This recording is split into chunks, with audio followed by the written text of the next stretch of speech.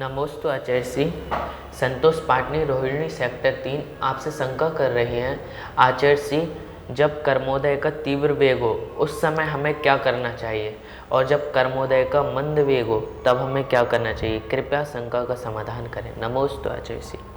कर्मों के तीव्र उदय में व्यक्ति अपने आप को संभाल नहीं पाता है, लेकिन कुछ ऐसे व्यक्ति भी होते हैं, ऐसे जीव भी होते हैं पुरुषार्थी, जो तीव्र कर्मों के उदय में जो है अपने को संभालते हैं। अब तीव्र कर्म देखो दो प्रकार से, एक जो है तीव्र कर्म बुरा वाला भी है, असाता संबंधी भी है, और एक शाता संबंधी भी है।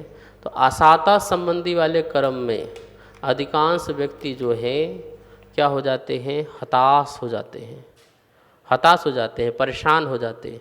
और तीव्र शाता कर्म का उदय हो तो फिर क्या होंगे, उन्हें क्या करना है, वो तो बहुत खुश भी हो सकते हैं।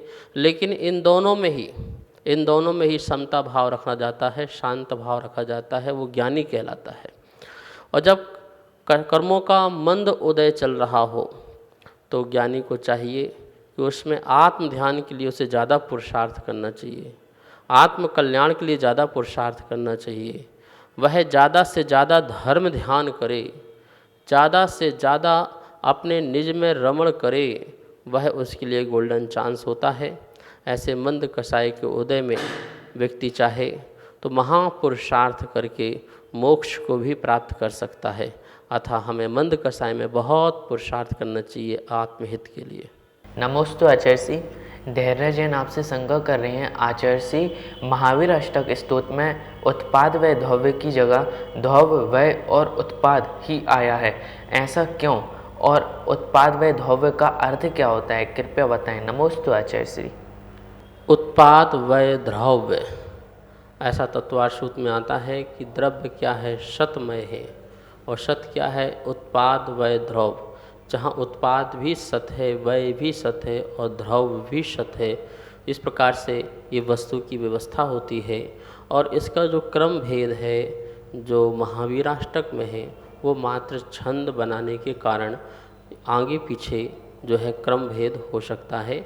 लेकिन वस्तु की जो व्यवस्था है वो यही व्यवस्था है कि वस्तु ध्रुव भी रहे और उसमें उत्पाद वय भी बने रहे। अब इनका अर्थ यह है कि बनना, मिटना और बने रहना, मतलब बनना, बिगड़ना और बने रहना, ये वस्तु की व्यवस्था है।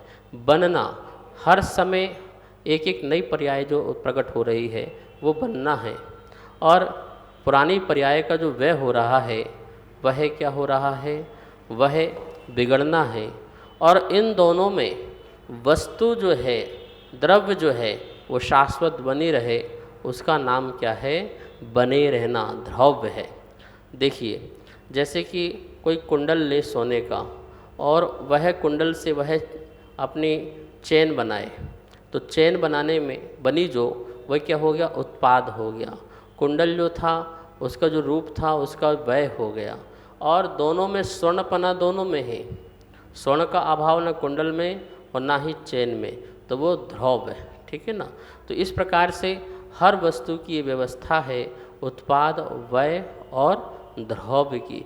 जगत में एक भी ऐसा पदार्थ नहीं है, चाहे वो शुद्ध रूप हो और चाहे वह अशुद्ध रूप हो, हर द्रव्य में यह व्यवस्था होती है, बनना, बिगड़ना और बने रहना।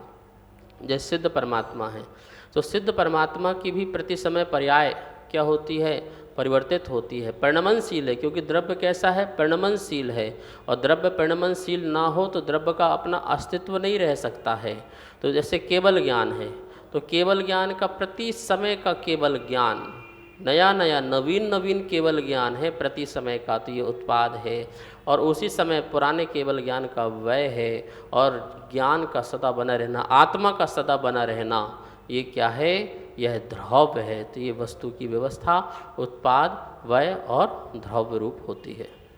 तो ऐसे उत्पाद, वय, ध्रुव के ज्ञाता भगवान महावीर स्वामी की जिन्होंने स्तुति की है, ऐसे पंडित भागचंद जी महावीराष्टक के रूप में।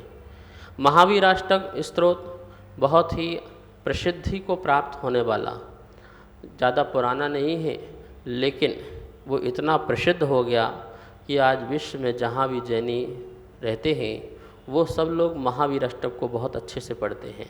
महानुभाव, ये महावीर अष्टक को आप दीप अर्चना के रूप में भी आप पढ़ सकते हैं। एक एक अष्टक को पढ़ते जाइए और एक एक दीप को समर्पित करते जाइए। इनके मंत्र हैं वो लिखे गए हैं, यदि आपके पास ना हो तो आप जो है नीचे नंबर है उससे प्राप्त कर लें, और एक बुकलेट है वो भी प्राप्त कर लें, जिसके माध्यम से आपको किस प्रकार से महावीराष्टक दीपार्चन करना है उस स्वरूप को भी आपको पता चल जाएगा। और आपको प्रतिदिन करना है, जहाँ जहाँ अभिषेक हो रहा है तो अभिषेक के बाद महावीर स्वामी के अर्घ के पहले आप महावीराष्टक दीपार्चनम करें, और अपने घर में परिवार में सब लोग मिलकर के एक साथ सोने के पहले जो है महावीराष्टक दीपार्चन करें। महावीर भगवान कौन है? हमारे पिता हैं, हमारे पिता हैं जिन्होंने हमें सब कुछ दिया है, इस बात का ध्यान रखना। वो शासन नायक हैं।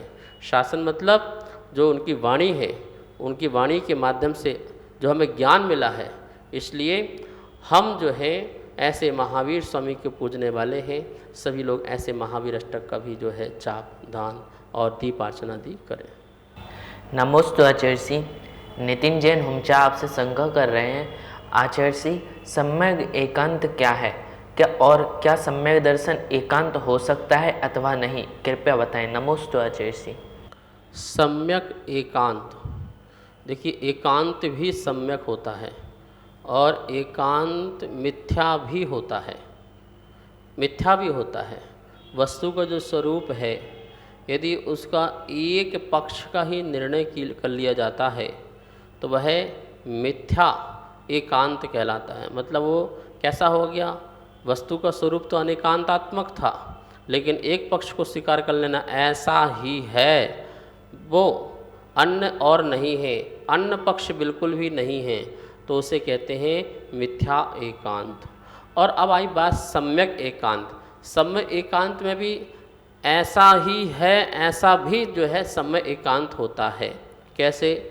जैसे मोक्ष होना है तो वीतराग धर्म से ही होना है, ये सम्यक एकांत है। हम ये नहीं कह सकते हैं कि नहीं चलो सराग धर्म से जो है साराग धर्म से भी मोक्ष हो सकता है, ऐसा नहीं। एक पक्ष ही चलता है उसमें। तो दिगंबर द्रव्यलिंग और भावलिंग के मिलने से ही क्या है? मोक्ष की प्राप्ति होती है। समस्त परिग्रहों के अभाव होने पर ही मोक्ष की प्राप्ति होती है।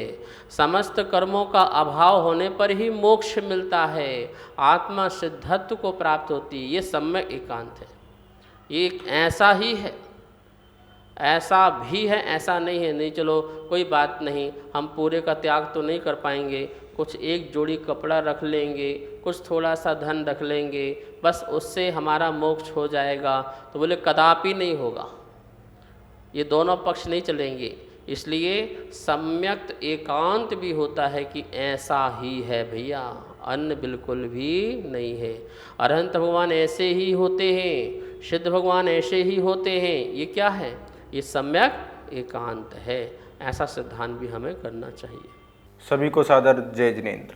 आप नित्य आगम धारा शंका समाधान पूज्य गुरुदेव के मुखारबिंद से सुन रहे हैं और अपनी शंकाओं का आगम के अनुसार समाधान पा रहे हैं। और पूज्य गुरुदेव की 6 डाला की पाठशाला भी आप आदिनाथ टीवी चैनल के माध्यम से नित्य देख रहे हैं और घर बैठे स्वाध्याय कर रहे हैं।